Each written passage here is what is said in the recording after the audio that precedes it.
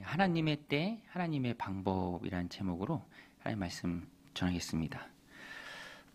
구입한 지 어느 정도 시간이 된 제품인데 우리가 사용하는 것들 중에서 서비스를 잘해준다. 그러면 참 좋죠. 저도 최근에 그런 경험을 했는데 구입한 지 꽤 됐는데 되게 보증기간이 10년이고 잘 또 서비스 해주고 그러면 소비자로서 참 고맙죠. 뭐 당연하다고 생각할 수도 있지만 그 대하는 모습 또 책임지고 또 신뢰 있게 하는 그런 모습을 보면 인간적으로 좀 고마운 마음도 들기도 해요. 신뢰를 쌓아가는 인간관계 속에서 기쁨이 있죠. 약속한 것을 지켜준다면 나랑 약속했는데 그 관계 속에서 약속했는데 그것을 잊지 않고 그 신의를 저버리지 않고 지켜준다면 그 사람에 대한 믿음도 커지고 또 마음에도 기쁨이 있고 흡족하다라는 것입니다. 그런데 반대의 경우도 있어요. 반대의 경우도. 철떡같이 약속했는데 그게 지켜지지 않을 때. 저도 그런 경우를 종종 봐요. 뭐 인테리어도 하고 또 여러 이제 삶의 그런 전반에 걸쳐서 사람들하고 관계도 맺고 또 이렇게 얘기를 하러 가는 사람들을 보죠. 자기네들끼리 또 약속도 하고. 그런데 제가 객관적으로 옆에서 볼 때 다 이제 좋은 분들이에요. 그런데 우리 교회 공사할 때도 그런 일이 있었는데 이게 경기도 어렵고 금방 또 대금을 지불해 줄 줄 알았는데 이 생각처럼 계획한 대로 쭉 되는 게 아니죠. 그러다 보면은 약속한 것을 부득이 지키지 못할 때가 있습니다. 안 지키는 게 아니라 못 지키는 거죠. 지키고 싶지만 그럴 상황이 안 된다라는 거예요. 그런 일들이 있죠. 그런 것을 보면은 사람의 능력이 참 한계가 있다.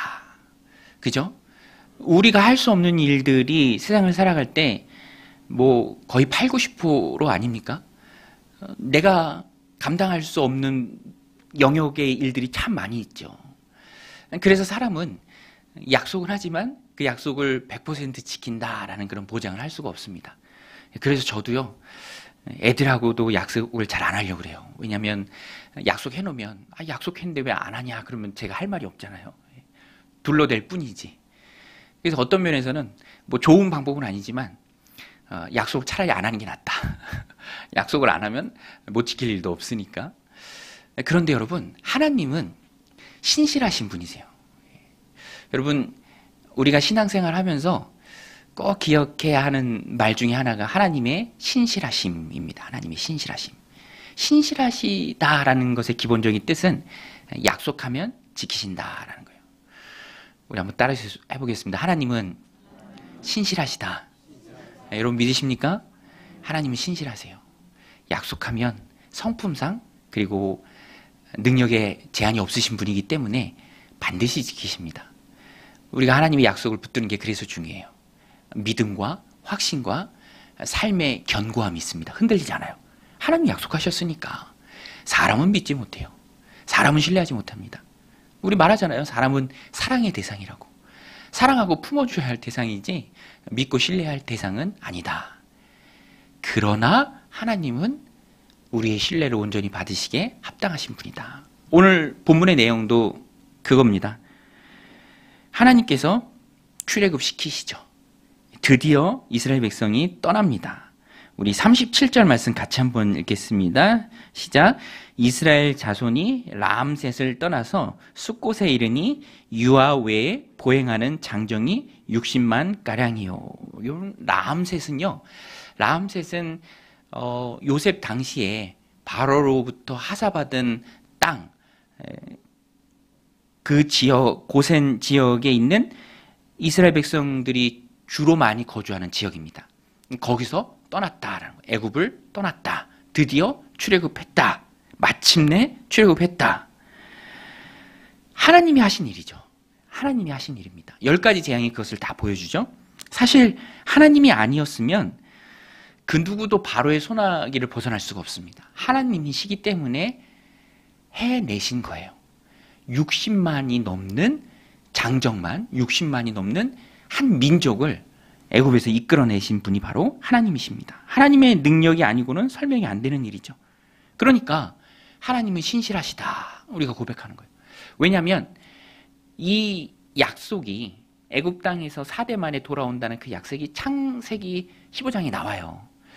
그리고 그때로부터 이제 시간이 쭉 흐르고 애굽에 거주한 지 430년 만에 그 약속이 이루어지는 것입니다. 굉장히 감격스러운 부분이에요. 이스라엘이 민족으로서, 하나님 백성으로서 그 출발을 시작하는 원인, 근거, 하나님께 있어요. 하나님이 신실하게 약속을 지키셨습니다. 장정만 60만이라고 나오는데요. 장정의 원래 뜻은 힘이 최고의 상태에 있는 남자, 힘이 최고의 상태에 있는 남자예요. 예. 예. 저 같은, 그죠? 힘이 최고의, 예. 돌도 씹어먹을 나이, 그죠? 예. 제가 힘을 주체를 못해요, 지금. 예. 힘이 세서. 약간 비웃으시는 것 같은데, 예. 비웃으셔도 됩니다. 예. 40대 초반에, 그죠? 힘이 센. 근데 여기 수식어가 붙는데 그게 뭐냐면, 보행하는 이란 게 붙어요. 보행하는. 그러니까 힘도 주체하지 못하고 인생의 가장 전성기에 있는 청장년 남자, 걸을 수 있는. 그러니까 그 남자들만 친다면 노인들, 그죠? 또 어린아이들, 또 여성들, 이걸 다 제외한 숫자예요. 장정만 60만입니다. 그래서 많은 학자들이 200만 정도, 적어도 150만에서 200만 정도, 엄청난 인원이죠. 430년 만에 애굽으로 내려갔던 70여 명의 가족들이, 야곱의 가족들이 430년 만에 200만이 된다라는 것은 정말 놀라운 하나님의 역사예요. 하나님이 그 70여 명 되는 그 가족들을 확, 예, 불려주셨어요. 민족의 단위가 되게 하셨습니다. 민족의 단위가. 시내산에서 숫자를 계수하는데 그때 수가 60만 3,550명이에요. 이런 건 상식적으로 기억해도 좋습니다. 60만 3,550명. 어마어마한 숫자입니다. 200만에 가까운 숫자죠. 하나님은 신실하시게 이렇게 놀랍게 약속을 이루시는 거예요. 신실하신 하나님, 실수가 없으신 하나님, 좋으신 나의 주. 우리 고백하는 찬양이죠. 그러니까 오늘 본문의 핵심 내용은 신실하게 역사하신 하나님을 우리에게 잘 보여주고 있습니다. 그거를 캐치할 수 있어야 돼요. 430년이 흘렀지만 하나님은 잊지 않으세요. 기억하십니다. 그리고 말씀하신 바를 그대로 이루세요. 70여 명의 애굽으로 내려갔던 야곱의 가족이 4대 만에 200만 명이 되었어요. 200만 명이. 그리고 출애굽합니다. 애굽에서 나와요. 10가지 재앙을 통해서. 사람이 노력으로 할 수 없는 일이에요. 애쓴다고 되지 않는 일입니다. 하나님이 하시기 때문에 가능한 거예요. 신실하신 나의 주 하나님, 좋으신 하나님, 실수가 없으신 하나님. 민수기 23장 19절에도 나오죠. 하나님은 인생이 아니시니 시건치 않으시고 인자가 아니시니 후회가 없으시도다. 어찌 그 하신 말씀을 행치 않으시며 그 말씀을 실행하지 않으시랴. 말씀하신 바를 반드시 이루시는 하나님이십니다. 오늘 말씀은요, 좀 아주 단순하게 접근하기를 원합니다. 하나님은 신실하시다. 신실하신 하나님을 온전히 믿는다면 그 하나님께 대한 우리의 반응은 어때야 하는가? 여러분, 신앙생활은요, 반응이에요, 반응. 우리 따라서 할게요. 신앙은 반응이다. 하나님이 은혜를 주세요. 약속을 지키십니다. 신실하게 내 삶을 이끄세요. 그 하나님께 대한 나의 반응이 신앙생활이에요. 감사가 되기도 하고요. 헌신이 되기도 하고요. 열정적으로 주님을 꼭 붙들고 따라가는 그 반응. 반응이 빨라야 되고요. 또 반응이 올바라야 합니다. 하나님이 합당하게 여기시는 그 반응을 신실하신 하나님 앞에 우리가 보여야 돼요. 단순하게 접근해서 신실하신 하나님께 우리가 보여야 될 반응이 뭔가? 이 첫 번째는 하나님의 때를 기다려야 한다라는 거예요. 하나님의 때를 기다려야 한다. 하나님의 때를 기다려야 한다. 이 오늘 말씀에 아주 단순한 명확한 내용입니다. 430년 걸렸어요. 430년. 하나님의 때에 하나님이 하나님의 방법으로 하나님의 일을 이루시는데 그 시간이 430년입니다. 당대 안 될 수도 있죠. 예. 여러분, 하나님은 반드시 약속을 이루시는 신실한 분이신 줄로 믿습니다. 근데 우리가 잊지 말아야 할 것은 하나님의 때예요. 예. 그래서 어떤 때는 우리가 묵묵히 기다려야 됩니다. 예. 기다려야 돼요. 당대 안 될 수도 있어요. 이걸 우리가 인정해야 합니다. 요셉도 그랬잖아요. 요셉이 당대에 애굽을 빠져나간 게 아니죠. 430년 후니까. 그러나 요셉은 소망을 잃지 않았어요. 후손들에게, 자녀들에게 명령합니다. 나중에 나갈 거다. 여기가 우리의 본향이 아니다. 반드시 나갈 거다. 여기는 임시거처다. 그때 내 유고를 들고 나가라. 소망을 잊지 않고 말합니다. 우리 40절, 41절 말씀 같이 한번 읽겠습니다. 40절, 41절 시작. 이스라엘 자손이 애굽에 거주한 지 430년이라 430년이 끝나는 그날에 여호와의 군대가 다 애굽 땅에서 나왔은즉 430년이 끝나는 그날, 오래 걸렸지만 뭐 그것도 우리 기준이겠죠. 하나님께는 1000년이 하루 같으니까 하나님께는 절대로 오래가 아닙니다. 그러나 우리 편에서는 긴 시간이죠. 하나님이 하나님의 때 하나님의 방법으로 하나님의 일을 이루실 때 잊지 말아야 돼요. 나의 때가 중요한 것이 아니라 하나님이 이루시기에 하나님의 때가 중요합니다. 그래서 기다릴 수 있어야 돼요. 저는 이 말씀 아까 찬양도 불렀는데 그날이 이르리라. 날은 정해져 있어요. 정해져 있어요. 그 날입니다. 430년이 지나는 그때예요. 분명히 정해져 있어요. 그러니까 우리는 그 날을 기다릴 수 있어야 합니다. 우리에게도 똑같은 거, 이스라엘 백성에게도 똑같은 거고. 날은 정해져 있어요. 그 날이에요. 430년이 끝나는 바로 마지막 그날. 그때 이루어졌죠. 출애굽이. 그때가 바로 6월절입니다. 그 하루예요. 그 하루. 430년이 걸렸지만 정해진 그날을 향해서 달려가는 거예요. 오늘 우리도 우리의 인생 가운데 하나님이 우리에게 주시는 그 날이 있습니다. 기다려야 돼요. 기다려야 합니다. 물론 우리가 인생을 살아가면서 뭐든지 다 마냥 기다릴 필요는 없습니다. 그래서도 안 되고 어떤 일들은 참 신속하게 해내야 될 일이 있어요. 제가 예전에 내비게이터에서 나온 책 중에 당신도 영적인 지도자가 될 수 있다 읽었던 이 얇은 책인데 기억에 남는 내용이 가방 안에 해야 될 일이 있다면 그 서류가 있다면 그 빨리 해라. 왜냐하면 가방을 열어볼 때마다 그 일이 있으면 그거 보면서 스트레스 쌓인다. 일찍 꺼내서 빨리 해버리면 그 스트레스로부터 자유로운 거다. 참 마음에 와닿는 리더십 내용입니다. 그걸 많이 실천하려고 노력했던 것 같아요. 볼 때마다 일거리가 있어서 스트레스가 된다면 빨리 해버리면 그 다음부터는 스트레스가 없잖아요. 신속한 게 하나님 주신 삶을 살아갈 때 굉장히 우리 삶에 유익하기도 합니다. 그러나 모든 일을 나의 마음의 평안을 위해서 해치우듯이 할 수는 없어요. 그래서는 안 됩니다. 어떤 것은 하나님께서 하신 일이기 때문에 하나님의 때를 묵묵히 기다려야 합니다. 우리 주일날 말씀 나눴죠?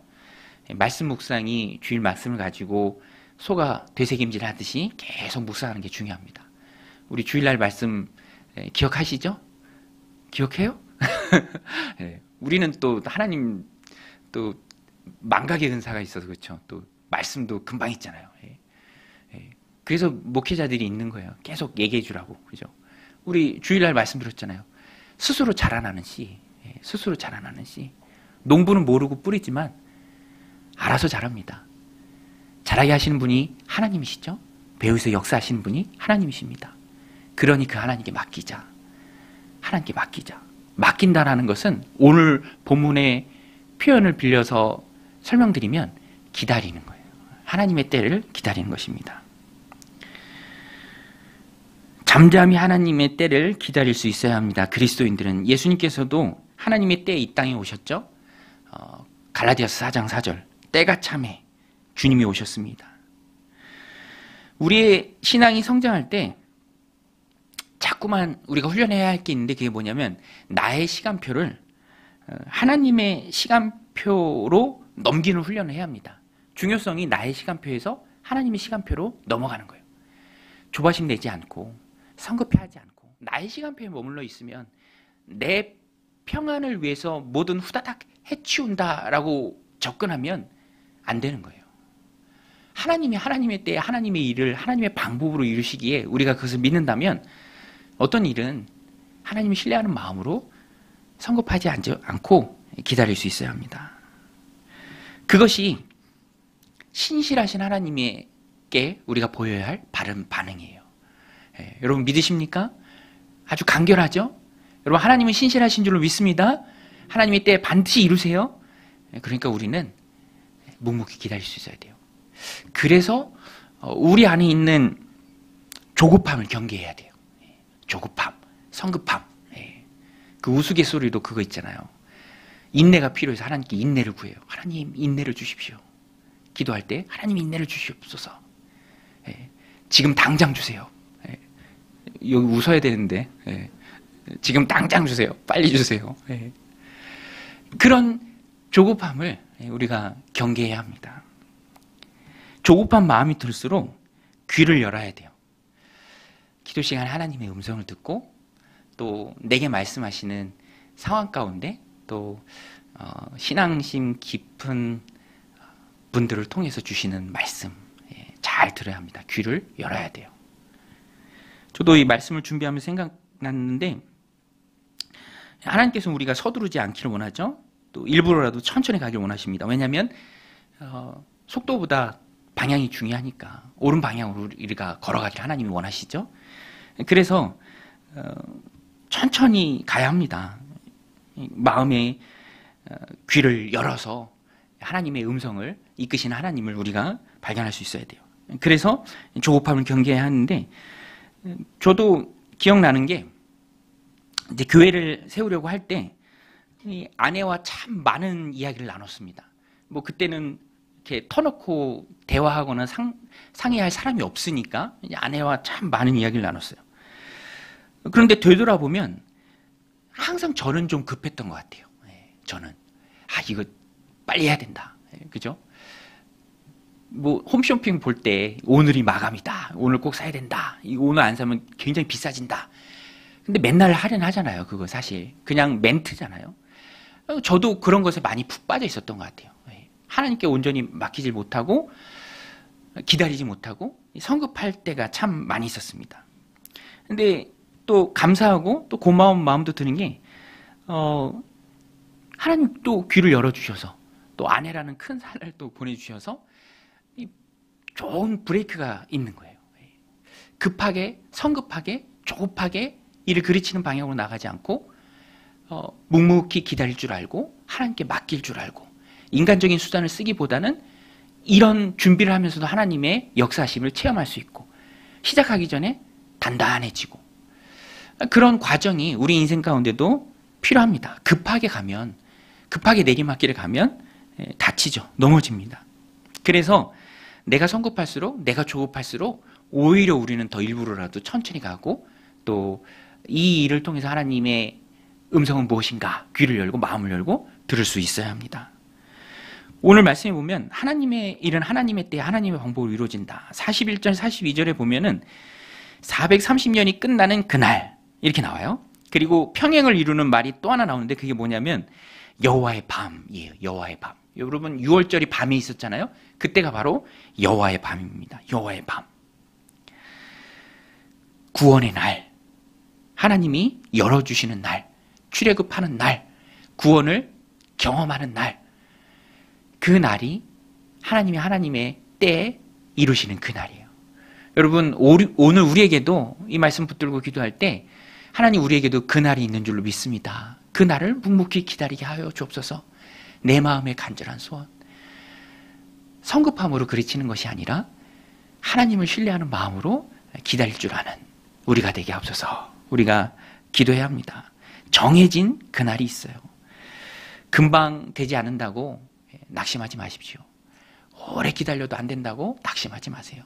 아무리 기도해도 변화되지 않는다고 낙심하지 마세요.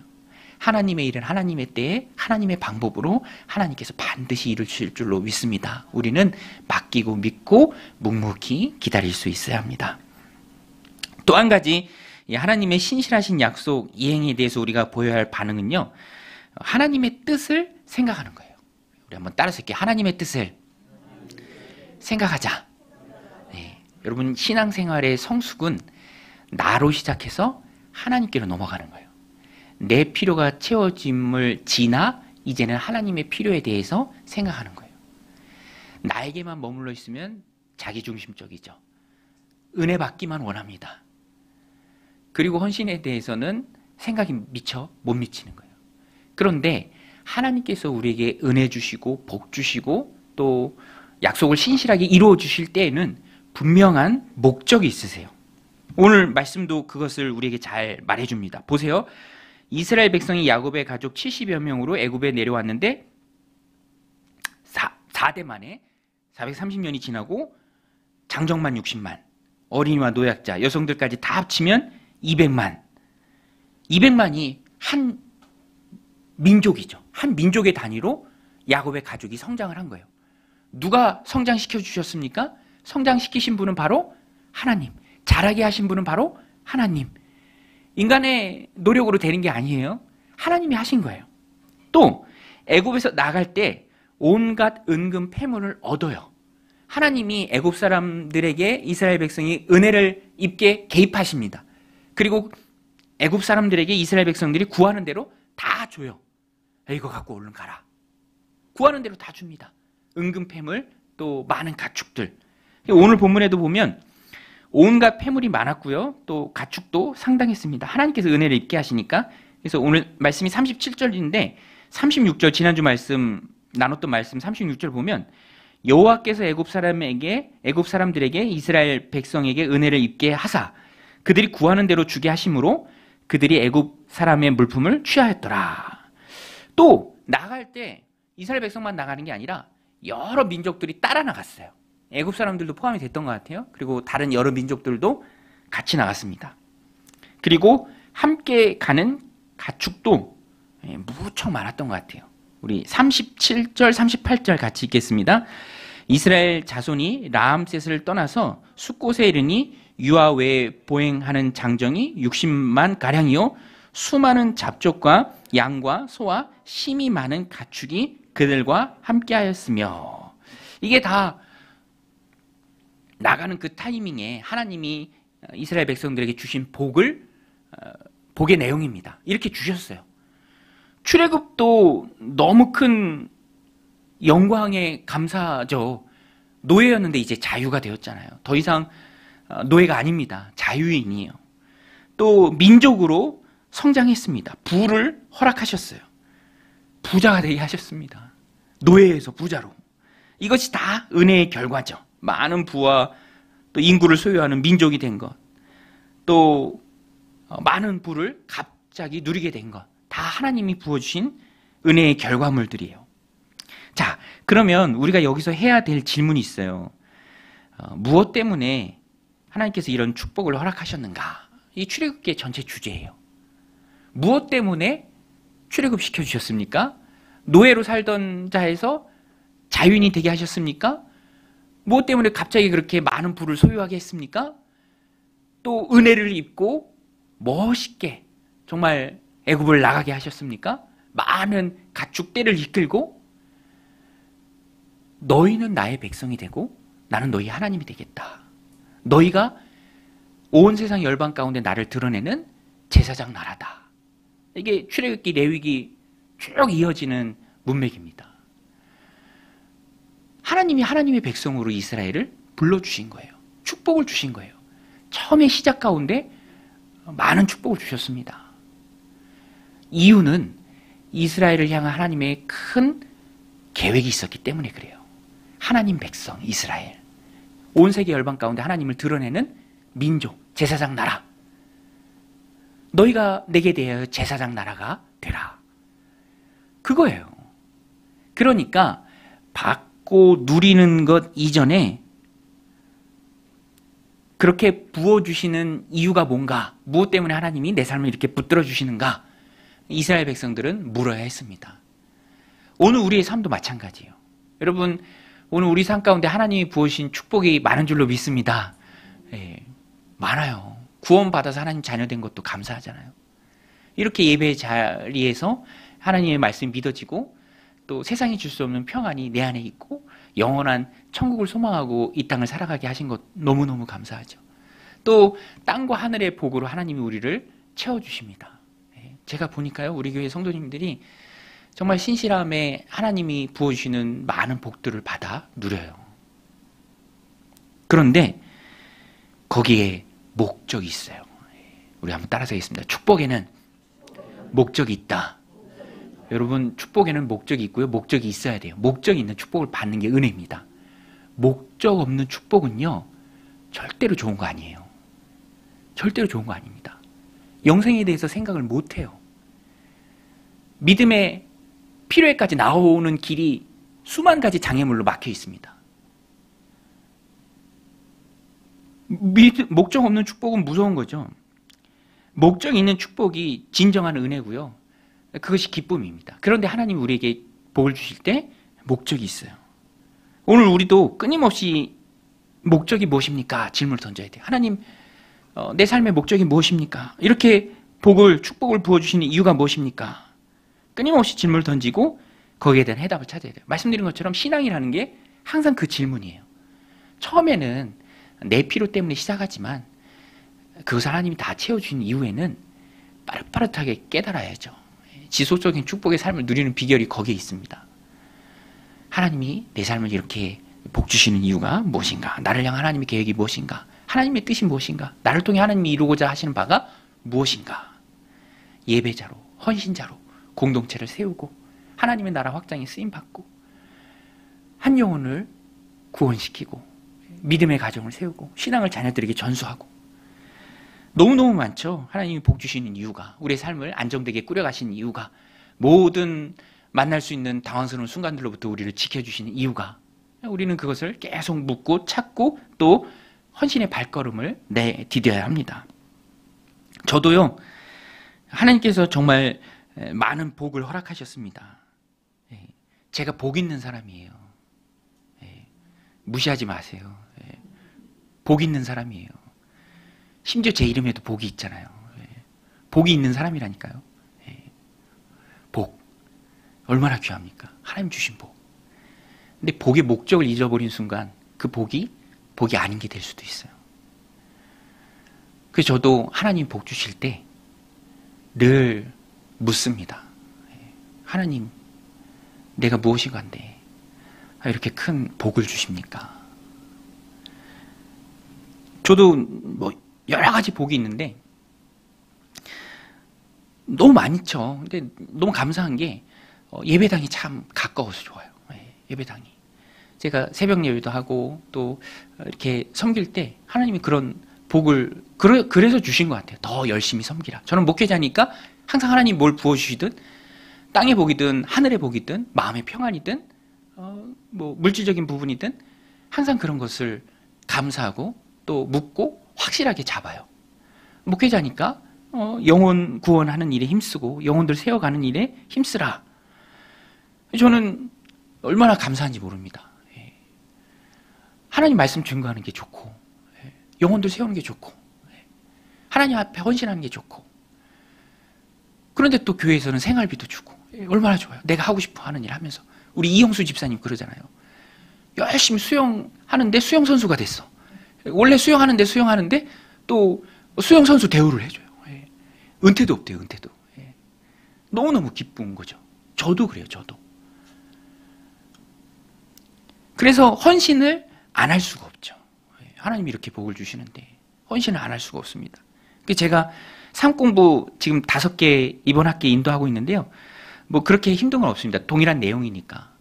근데 감사한 것은 제가 독하게 나가니까 참여하시는 분들도 독하게 나오시더라고요. 안 빠져. 숙제도 꼭 해와요. 감사하죠. 숙제를 이렇게 보는데 너무 정성껏 하셔서 제가 놀랐어요.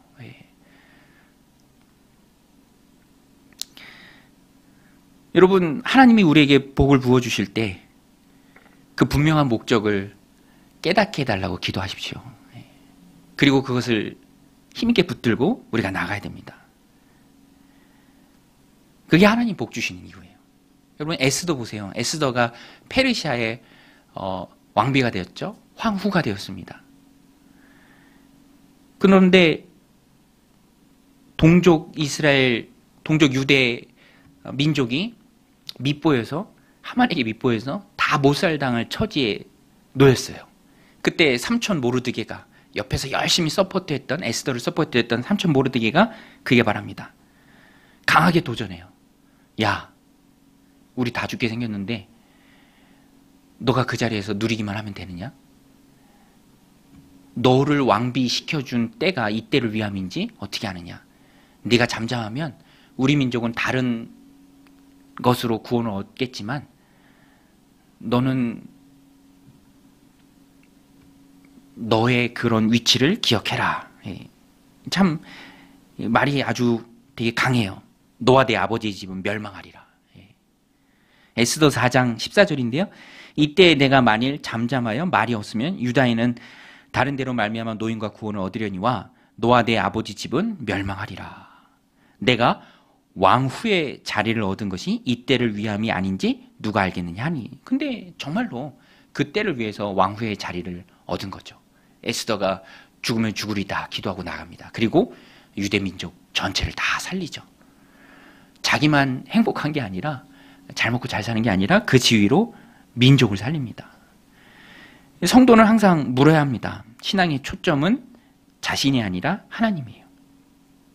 오늘 새벽 말씀 본문도 그거예요. 솔로몬이 태평성대를 이루어요. 그런데 솔로몬이 혼자서 다 그냥 누리는 것이 아니라 그 주변 상황들을 봐요. 그리고 고백합니다. 두로왕 히람은 다윗하고 사이가 너무 좋죠.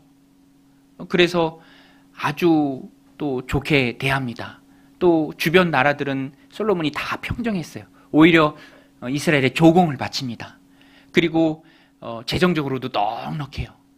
그리고 일꾼을 불러일으켰을 때 일할 수 있는 사람들이 참 많아요. 그때 솔로몬이 말하죠.